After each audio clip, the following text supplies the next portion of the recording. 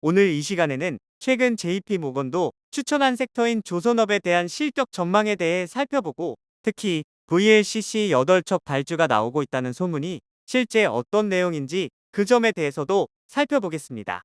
먼저 실적과 관련해서는 최근 국내 조선사들이 수주하는 선박들의 성과가 클락슨이 발표하는 가격보다 상회하고 있지만, 비싸게 인도되는 대부분의 선종들이 하반기에 몰려 있어 실적 개선폭은 2분기가 지난 다음부터 반영될 것이라는 점이 결론입니다.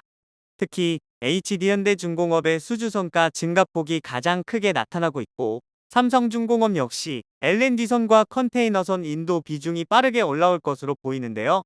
말로만 들으면 내용이 어렵지만 이 자료를 보면 한화증권에서 정리를 잘 해주셨는데, 오른쪽 막대 그래프 차트를 보면 가장 오른쪽에 있는 막대 그래프가 클락슨 성과로 대부분의 조선사들의 수주 단가가 클락슨을 상회하는 걸 볼 수 있습니다.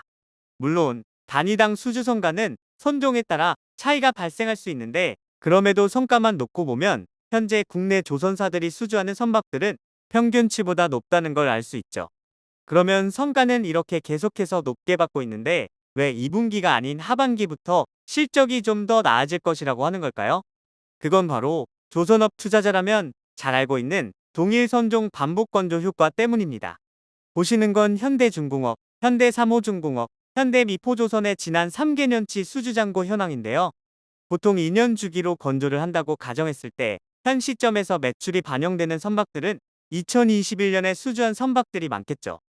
현재 국내 조선사들의 경우 주력 선종을 보면 대형 선사들은 LNG선과 컨테이너선, 그리고 현대미포조선은 PC선과 컨테이너선, LPG선입니다. 그런데 2021년을 보면 이러한 주력 선종들을 포함해서 다른 선종들도 많이 포함되어 있기 때문에 반복 건조 효과가 상대적으로 감소할 수밖에 없는 것이죠.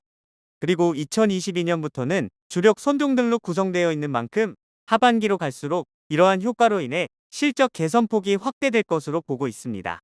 이 차트를 보면 실제로 조선 3사가 이러한 방식으로 건조하고 인도하려고 한다는 걸 알 수 있는데요. 먼저 현대중공업 3사를 보면 대부분 주력 선종들의 인도 비중이 3분기부터 반등하기 시작하고요.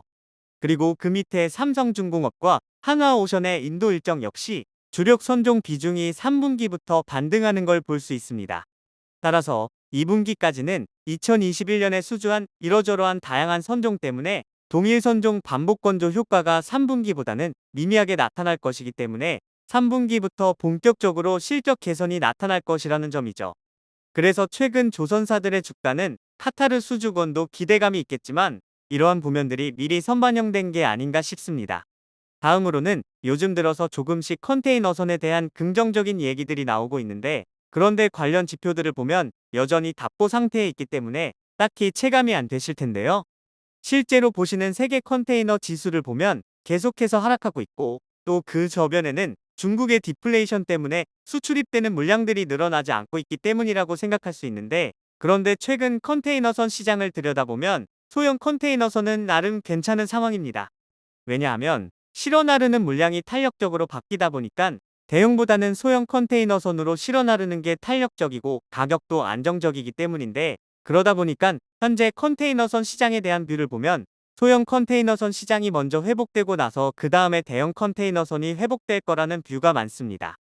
그리고 좀 더 나아가서 생각해보면 이런 관점도 있는데요.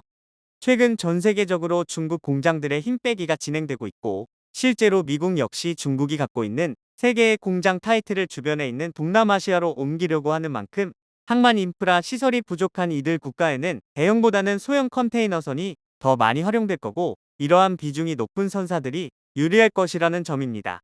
그래서 향후 컨테이너선에 베팅하시는 분들 같은 경우 앞으로의 시대는 중국의 비중이 서서히 줄어든다는 가정을 염두에 두고 컨테이너 선사들이 어떤 항로에 주로 베팅하는지, 그리고 크기는 어떠한지 등 이런 부분들을 참고하시면 좀 더 도움이 되지 않을까 싶습니다.